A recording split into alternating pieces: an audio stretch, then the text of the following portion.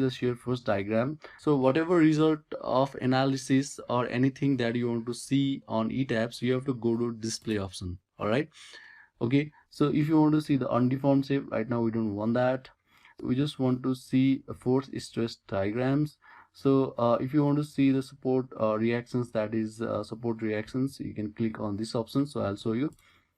And so the load case is dead. All right, so okay, so this is FG and click on OK. So we had the load of 20 on downward direction, so 10 10, that is fine, right? Okay, so after that click on display and click on force stress diagrams and click on frame per spandrel forces. So the load case is dead. So over here you can see the axial force, torsion, and in plane shear, other things. So we know what these are. So shear 2 here means that is the major shear, and shear 3 means the minor shear. Okay, so similarly movement 2 means the major movement, and movement 3 means the minor movement. Okay, so let us first see the major shear. So scaling is automatic. Okay, so after that click on OK. So now you can see the shear force diagram. All right, and if you go to display and click on this option, and over here, so you can see that this icon is also available here, right? So you can simply click on this option, and after that if you see display options, and so right now we got field diagram. So if you click on show values at controlling stations on diagram and uncheck this and just click on OK. So you can see that minus 10 kilonewton shear force here and 10 kilonewton shear force here. Okay, so you can see the shear force values as well.